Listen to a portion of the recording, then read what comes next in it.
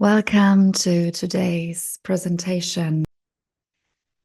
Today we will reflect upon the Indian epic, mainly Nala and Damayanti out of the Mahabharata.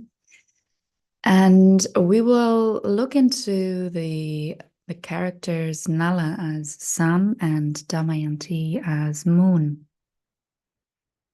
And inside this epic, we will focus upon astrological and cosmical aesthetics, and we will reflect upon its meaning and upon the concept of Sade Sati. So for those of you who don't know Sade Sati, Sade Sati is a significant astrological period in Indian astrology, Jyotisha, referring to the 7.5-year phase when Saturn transits the 12th, the 1st, and the 2nd houses from one's natal moon. This period is often associated with challenges and karmic tests. So on the left side, you see Saturn, or Kronos, in Western astrology being the sign lord of left. You see Capricorn, and on the right, you see Aquarius.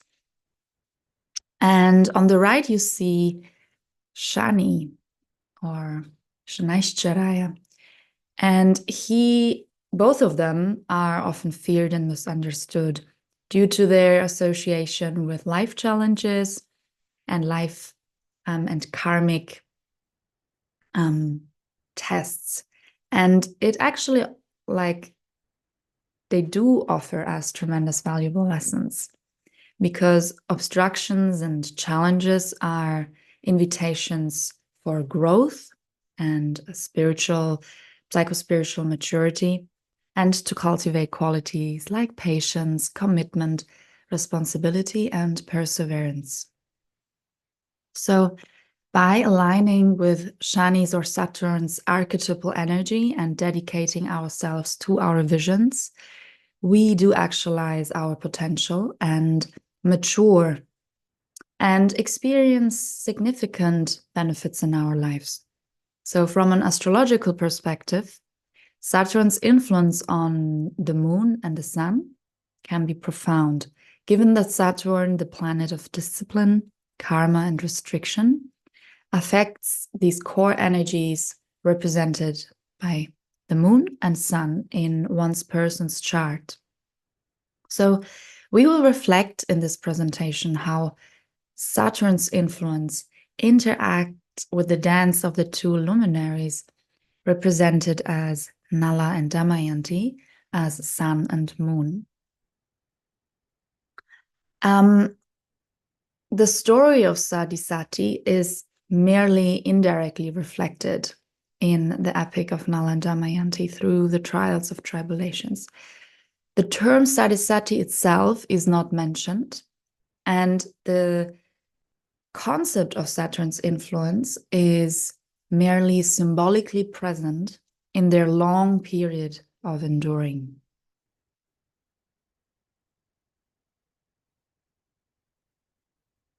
Here I added a YouTube link to the Shani series by Colors TV, which is a YouTube channel as well.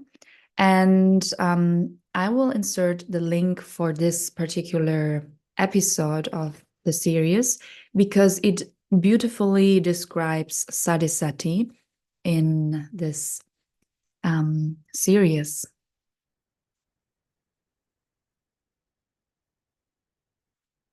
In the tale Nala and Damayanti are these two true lovers who overcome various obstacles to find themselves and to finally return to each other. And the story appears in the Indian epic Mahabharata in Book 3, 50 to 78, known as Nalopakyanam, traditionally attributed to Vyasa, and also found in the Naishadiya Charita, a poem written by the poet Sri Harsha. And for this essay, I used the edition from Monier Williams and inserted the verses in the original Sanskrit script for you. I listed as well all my sources in the bibliography at the end. So throughout the story itself, there are continuously hints interspersed regarding the appearance of Nala and Damayanti, and they usually transport the attributes of sun and moon that shine out like precious jewels for the reader.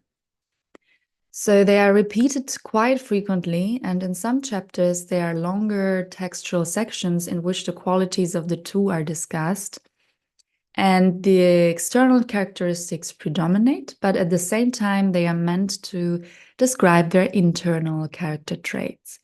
So in this way, Nala and Damayanti become representatives of a spectacular play of cosmic polar aspects in the totality of cosmic reality. So they further illustrate planetarian cycles with the amplitude of energetic movement as the story progresses. And here we experience the interdependency of planets, beings, and change, impermanence, and this immaculate beauty and character of these two, as described in the first characters in particular, is put to the test. And the first chapters describe the first union of the two and 12 happy shared years before they are separated and challenged by the journey they both take separately. And there was a king by name Nala, who was the son of Virasena, who was strong and possessing good virtues, which were desired by many. He was handsome and an expert on horses. He was the best among men, like Indra, far above everyone, by splendor like the sun. And Nala, the king of Nishada, was pious, a knower of the Vedas, a hero, lucky at gambling, truthful, and a great general. He was desired by all men and women, noble, controlled his senses, a protector, best among bowmen, like an embodiment of Manu. So here he gets praised and introduced and celebrated as this handsome, truthful king of Nishada in central India. And he appears as a magnificent hero with the splendor of the sun. And he's also compared to other gods, in this case, god Indra, or also Manu, the first archetypal man. And he's an expert on the Vedas and horses, and a man in the pursuit to become spiritual and strong. He reads and studies scriptures and holy books, and physically challenges himself as well. So this can be all reflected as an attempt to gather solar energy, which is in Jyotisha intelligence and vitality. We have as well Parashara here on the left. And in the middle, there is Nala. In the background, you see the sun. And on the right, we have Shani. And Shani is gazing at him. So Parashara here on the left is the great seer from India. And he wrote the Brihat Parashara Hora Shastra. And in that foundational text book on astrology, we find the phrase, the sun is the soul of all. The moon is the mind. And he describes and personifies the sun and the sun god as being where the sun's eyes are honey-colored. He has a square body. He is of clean habits, intelligent, and has little hair. So the only flaw that Nala basically at this moment has is his passion for gambling, which also later leads to his doom. So he has basically all these amazing qualities, and then just a little shadow in something, and this shadow becomes magnified and becomes an invitation for him to really cultivate and refine himself. So even that little shadow is reflected. And Damayanti, on the other side, is the fair-waisted Damayanti, obtained fame in the world through her beauty, majesty, fame, grace, good fortune. So she is compared to the wife of Indra, has all these friends, sitting with her friends, adorned with all her ornaments, and the daughter of Bhima, the father, the king, and a faultless body. And also she's very particular, extraordinary, the most beautiful girl in the world, daughter of a powerful king from Vidarbha, a neighboring country to Nala. And she has this radiant beauty, graceful figure, lovely colors, and her waist is slender and eyes beautiful. So she is the embodiment of all the Vedic female qualities. And the qualities are also some that Parashara associate with the planetary qualities of the moon and Venus. So the moon is very windy and phlegmatic, he says, and the moon is learned and has a round body. She has auspicious looks and sweet speech. Venus Shukra is charming, has a splendorous physique, is excellent or great in disposition, has charming eyes, is a poet, is phlegmatic, windy, and has curly hair. So the moon also in astrology represents emotions, instincts, and the subconscious mind. And it governs really one's inner world, including these feelings of security, nurture, and emotion, the whole emotional landscape. So when Saturn influences the moon by various aspects, it can create a sense of emotional heaviness or suppression. And we're going to find out how this will affect Damayanti and how all of this is bringing our heroine Damayanti on a journey. And here you see on the right Parashara, and in the middle there's Damayanti in front of the moon, and Shani looking at her, approaching her. These are some more comparisons. Nala, the best among men, is incomparable in this world. He himself is embodying a beautiful form as if he were Gandharva or Kamadeva. Yeah, so again, this incomparable nature of him is highlighted.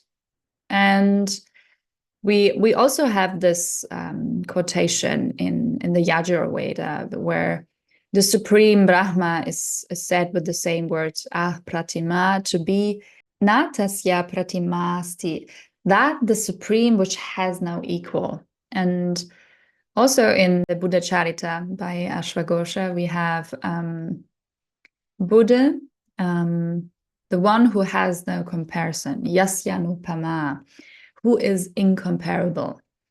So because the sun also represents the self, as well, vitality, leadership, ideals, and overall life purpose, it symbolizes also one's conscious identity and confidence and sense of individuality. And when Saturn influences the sun by conjunction or other aspects, it challenges the self, and the identity is often forced to confront one's weaknesses and limitations and insecurities, also about who they are. We have here more comparisons, more praises, endowed with excellent beauty, again also repeated. He's like the embodiment of the god of love. And at the same time, Damayanti is praised as well, being Tvam Chapi Ratnam Narinam. So she's also the jewel among the women. And she's also addressed as Kanya Ratnam. So the Kanya, the maiden, and Ratna, the jewel. So it can be translated as an excellent maiden or a girl like a jewel. So the diamond or the jewel is often associated also with Shukra and Venus. So the qualities of Venus, the divine aspect, which represents love and desire and beauty. So there are also passages that underline that her radiance surpasses the splendor of the moon.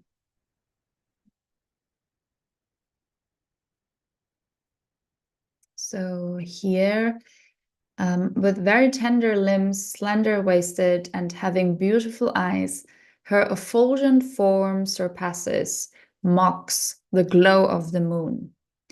So here she's compared with the moon.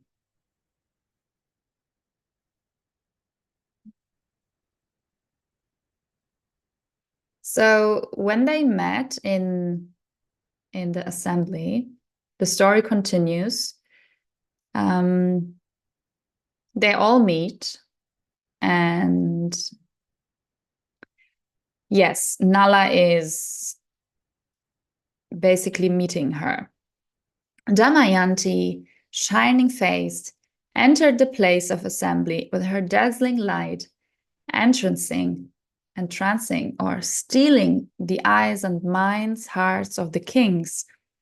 The sight of man fallen into staring on the limbs of her body as if their gaze was fixed right there. They were not moving as they looked on there. I made this funny image down there as well to describe a little bit how her radiance is very attractive, right? So she's really like stealing the king's eyes and hearts in this festival ground of the Swayamvara, which is a self-choice marriage in India, where the woman chooses her husband and all the kings come to offer themselves. And here the strong lunar attraction becomes clear of the moon, which captivates the person who looks, but doesn't blind the eyes like the sun does. So you don't look too long into the sun, but a moon is really putting you in trance, and you can't stop staring. Here we actually have a little black and white Telugu film with a scene where Damayanti is dancing. So she is just this beautiful woman, ornamented, flawless, curvy. So she has more of this kapha dosha, which also Parashara describes as attributes of a Venus and Moon dominant person.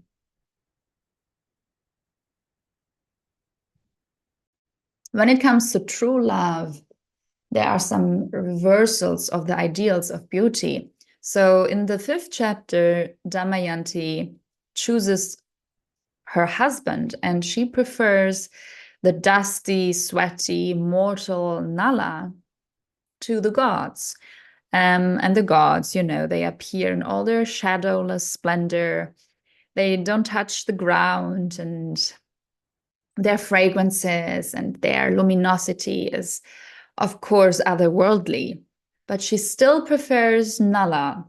And yeah, we also have this kind of love choice in a medieval legend of Tristan and Isolde, where Isolde chooses Tristan actually, and not the King Mark, which yeah is basically becoming a tragedy about the love, the true love between the two.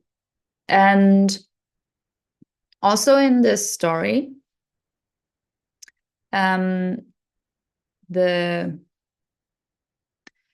relationship between Nala and Damayanti is challenged because the choice that Damayanti made is not celebrated by everyone. You see in the middle, there's a demon, and this demon is called Kali. Not to mix up with Kali with a long E. So the demon Kali enters the scene and breaks up the union of these two, which then basically has to prove itself as the story progresses. And we could say that it's the point where both of them have to go on a journey. And in this process, all the preconceived ideals of beauty enter some sort of deconstructive transformation. And this is also where the Saturnian influence of Sade Sati comes to display. So in Damayanti's case, her beauty attracts danger as she must survive without protection in the wilderness. Here we have the scene where they both end up in the forest and Nala leaves her while she sleeps. And there are also other Indian epics where women face these periods of separation from their husbands beside Damayanti. The story of Sita and Rama is probably the most famous example from the Ramayana. And she was separated from her husband Rama for 14 years when he was exiled to the forest. And on top of that, she was later on abducted by Ravana and separated from Rama again until he rescued her together with Hanuman. And in Kalidasa's play, we also have Shakuntala, who was separated from her husband, King Dushyanta, when he forgot about her due to a curse. And these stories often highlight the themes of devotion and perseverance and the strength of women facing adversity during the periods of separation. And they also serve as tests of the character's loyalty, strength, and ultimately love. And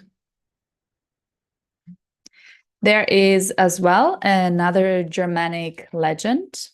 In this story, we have Genoveva of Brabant, who had to flee into forest solitude. And Genoveva of Brabant was said to be the wife of Siegfried of Treves. And she was falsely accused and sentenced to death. And the executioner spared her life, and she lived for 6 years with her son in a forest, nourished by a deer.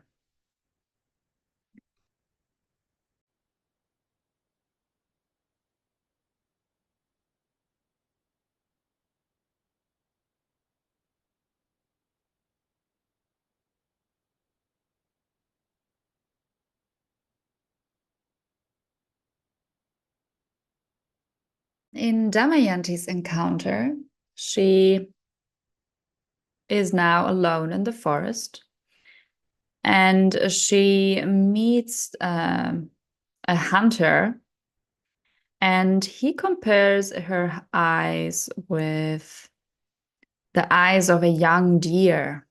So she's basically, she looks like an innocent woman in the forest, and a little bit like Bambi, in an environment that she doesn't know, and she's not really in her power. But this encounter with this hunter is her first initiation into her power.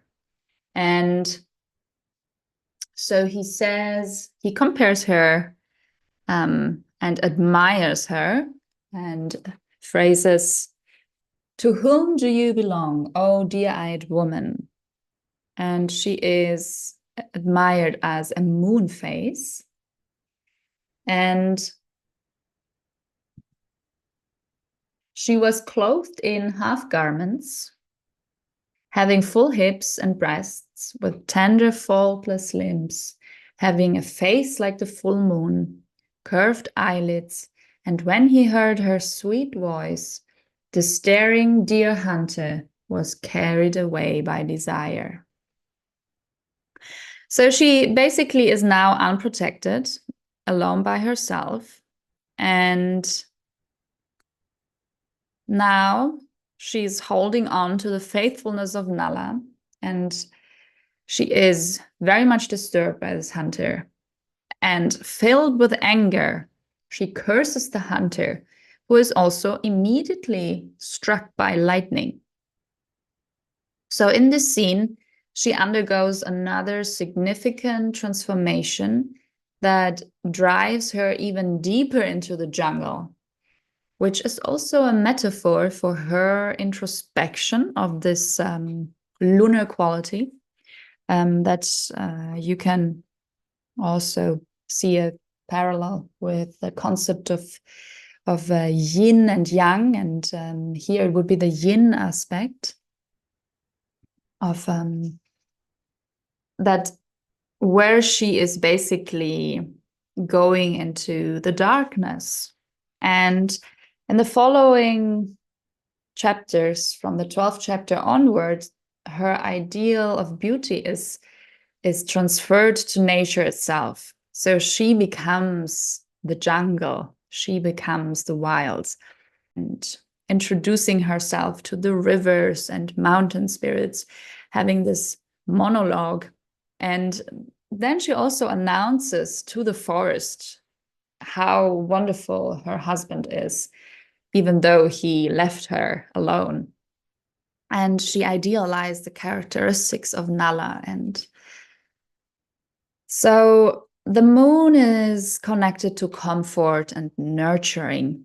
And when Saturn impacts it, the individual can feel very isolated and lonely, or struggle with emotional connection.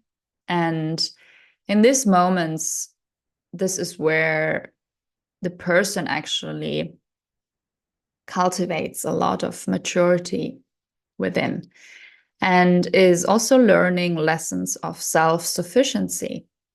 So the positive side of Saturn's influence encourages this emotional maturity, the psychospiritual maturity, and resilience.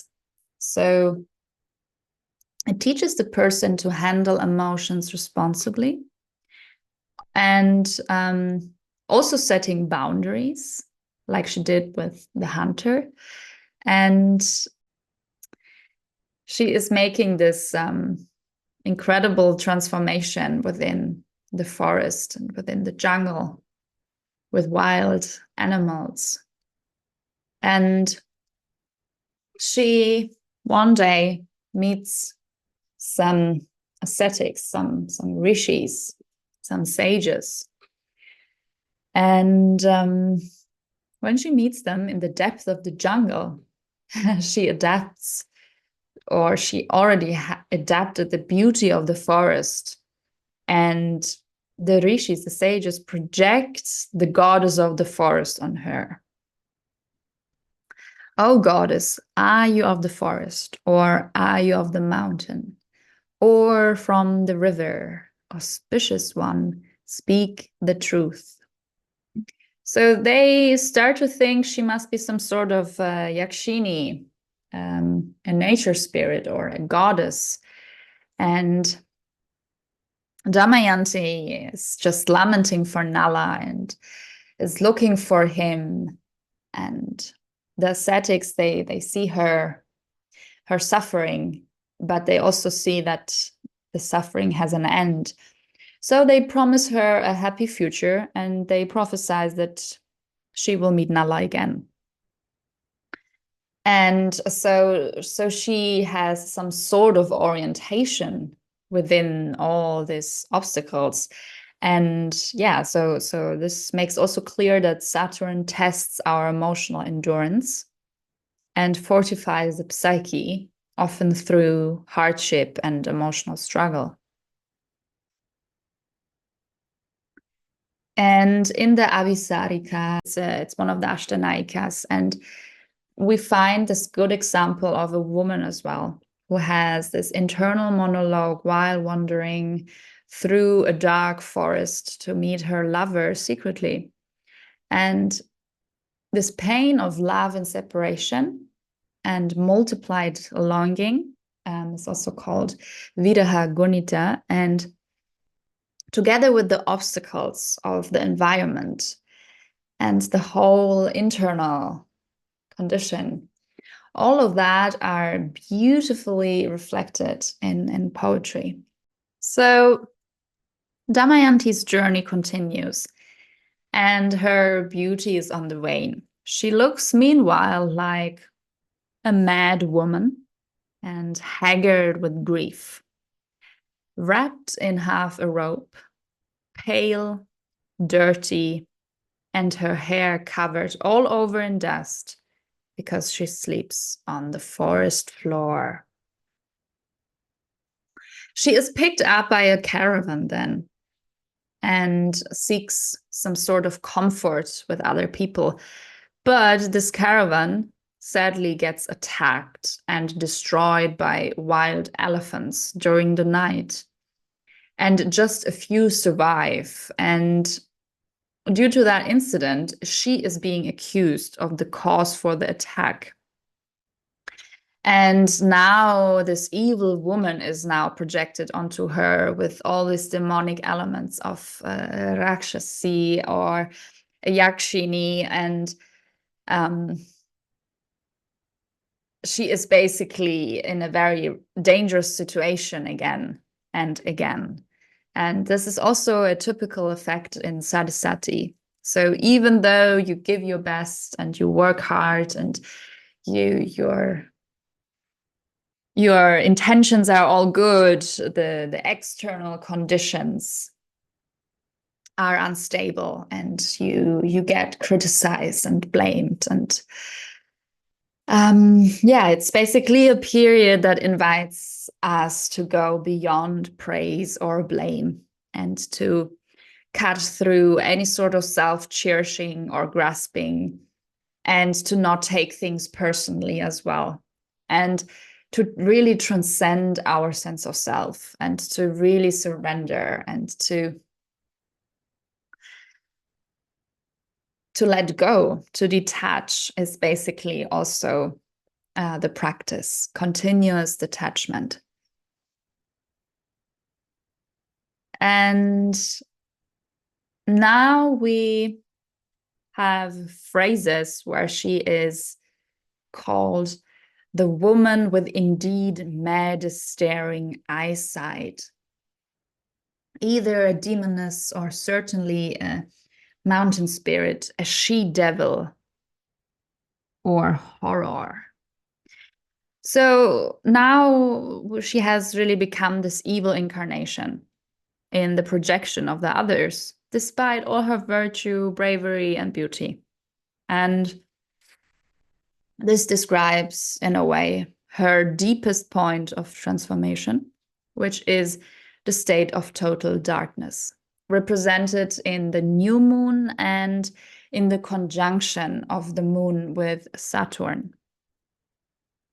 So now we are really having a deconstructed personality. And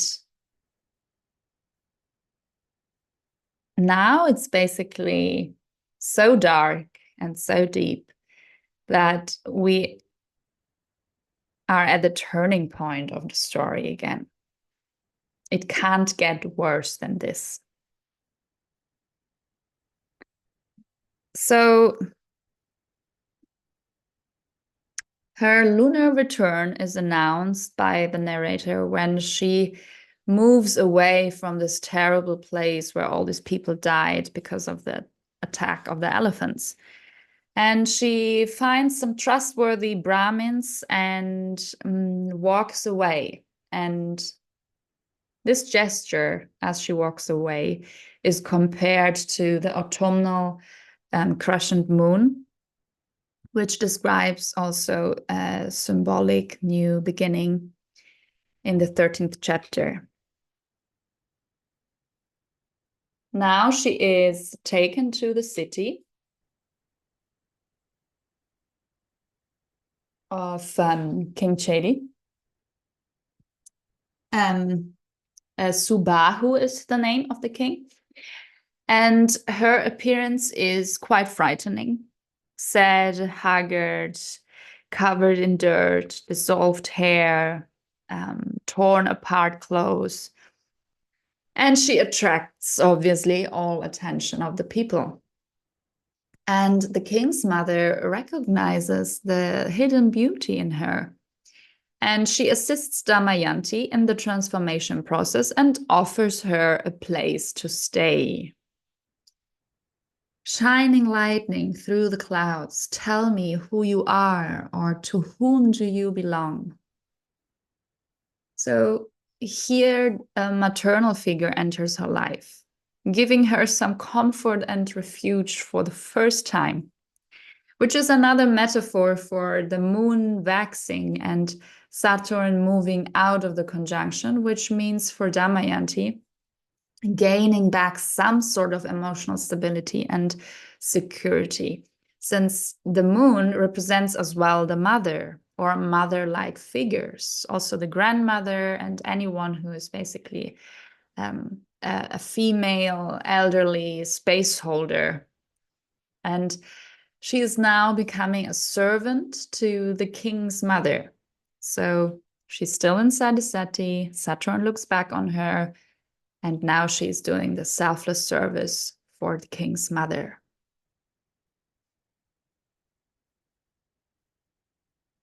Meanwhile, Nala's journey becomes quite relevant because previously, under the influence of Kali, he had gambled away his kingdom in a game of dice. And as a result, he not only lost face, but also his character. Because he just left Damayanti alone in the forest. And following this deconstruction in his previous role as a radiant hero and godlike king, he encounters the serpent king, the Naga Karkotaka. And Nala saves him from a fire. And as a gift for Nala, the serpent king bites him and thus weakens this demonic influence of Kali. At the same time, through the snake's venom, Nala loses his physical form. So he becomes a dwarf, and no one can recognize him anymore as Nala. And he becomes a dwarf who is extremely knowledgeable for horses. And he takes on the name Vahuka. And shortly after, he becomes the charioteer, a servant also, like Damayanti, for the king Rituparna of Ayodhya. So this king was also very particular. He was a master mathematician and dice player as well. And Nala is serving him as Vahuka. So this complete transformation he endures is also analogous and parallel to Damayanti's transformation into the servant of the king's mother in Chedi. So Saturn's influence on Nala is quite obvious. It diminishes his confidence and causes self-doubt. These are some very obvious lessons of humility, and Saturn humbles the sun, requiring the person to adopt a more disciplined, humble approach to life. So arrogance and overconfidence, self-righteousness, and so forth are often corrected under Saturn's influence and lead to an increased sense of responsibility, especially in leadership roles like being a king.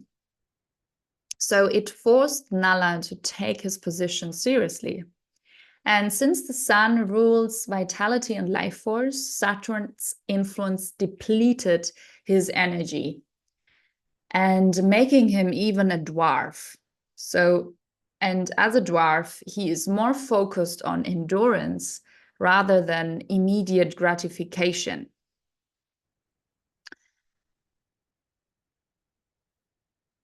So after King Bhima had his daughter Damayanti searched for, he found her again. And she caught everyone's eye, yet she kept her beautiful innate mark, which looked like a lotus flower hidden under the dirt, like the moon veiled by a cloud.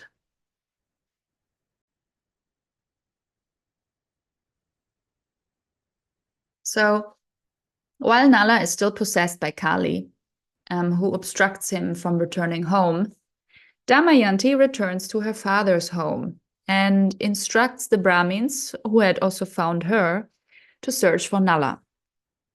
But because of his changed outer appearance, they are unable to find him. And Damayanti, uncertain whether Nala was alive, announces that she would remarry within a day. And this event could be seen as the final test of both protagonists on their journeys. King Rituparna speeds with his charioteer Vahuka, who is Nala, to claim her hand in marriage. On their way, they stopped, and King Rituparna reveals to Vahuka the supreme skill of controlling dice in exchange for his horsemanship lessons. This new skill helps Nala to exorcise Kali's possession, and he actually vomits and purges him out in the form of poison. And this purification heals his demonic fever, and he recovers his lost identity, but he physically still remains a dwarf. So when they arrive, Damayanti does not recognize the charioteer as Nala, but she suspects that he might be Nala. And Saturn often delays rewards and recognition that Nala or the sun crave so much. So success might come later in life and is usually hard-earned and becomes more stable as a result. So due to Damayanti's devotion and loyalty towards him, he transforms his outer appearance back into his original physical form. And at this point, both have achieved the final stage of their journeys, and Damayanti places Nala's head on her chest above her heart, which seals the true love of their reunified bond. And the story shows the immense obstacles that these two protagonists must go through if they wish to eventually reunite. So through the training from their journeys under all these astrological influences and heavy energies, both finally return home. And this concept of homecoming to one's wife and husband can serve also as a metaphor for attaining liberation as it is by reuniting with one's love in an alchemical marriage that a person completes the cosmic journey, which is a spiritual voyage. So similar narratives can be found all over the world, like in the Greek epic Odyssey and the return of Odysseus to Penelope. And you probably all heard of Odysseus. He was a legendary Greek king of Ithaca and the hero of the epic. And it took him a lot of years to come home after the Trojan War. And it's a theme, Nostos is ancient Greek, and it's a theme used in ancient Greek literature, which includes a hero returning from an epic journey. And this journey is usually very extensive and includes being in an unknown location, going through certain trials that test the hero all the time. So the return isn't just about returning home in one piece, but also about maintaining your dignity, your identity, and your status. So Odysseus is challenged constantly by all the temptations on the way, the sirens, Calypso, the lotus eaters, and so forth. So when Nala and Damayanti entered Sade Sati, they began their own personal odyssey. The many tribulations they faced and the spiritual ordeals and tests that each of them must overcome to finally reunite. And it is through venturing into the wilderness, moving out of your comfort zone and conditionings in search of liberation, that they meet their true nature. So Nala returns to his wife and embraces her as a full man with no uncontrolled or demonic aspect to himself, while Damayanti matured and experienced her sovereign wild nature, just to return to Nala as this empowered woman. So they have both reached a state of full self-awareness and regained their true beauty, expanded by all those initiations on their journeys. This lunar cycle is depicted in its waning form up to the 12th chapter, where the new moon phase is symbolized with Damayanti's desperate loneliness in the forest. And in the following 13th chapter, where she is compared with the crescent moon, a new cycle begins up to the radiant full moon, which makes the happy end visible. And the 12 chapters can correspond to the 12 cycles of the moon during the year, and the 13th chapter as both an ending and a new beginning lunar cycle. So Nala and Damayanti's story, much like the conclusion of a Sade Sati period, ends with the redemption and restoration. After enduring immense suffering and proving their resilience, they regain each other, their kingdom, and their dignity. Their journey through hardship, akin to the Sade Sati period, culminates in wisdom and maturity and a deeper understanding of life. Thus, while the term Sade Sati is not explicitly used, their experiences really embody the trials and rewards associated with this astrological phase, reflecting the influences of Saturn as lessons in the narrative. So just another side aspect to mention, in the modern conversation about gender and society, the polar archetypes mentioned as expressed in Nala and Damayanti could easily be understood in their application to gender differences as socio-cultural stereotypes or even cliches that are historically and socially conditioned. However, since the sun-moon archetypes in their gender assignment do not only occur in the Indian cultural sphere, but more or less in all cultural spheres, maybe also just the other way around. So for the Tibetans, it would be the sun would be attributed to the female qualities, while the moon to the male qualities. dealing with that more or less in all cultural spheres, we can assume or at least suspect that these are basic anthropological patterns inscribed in human beings.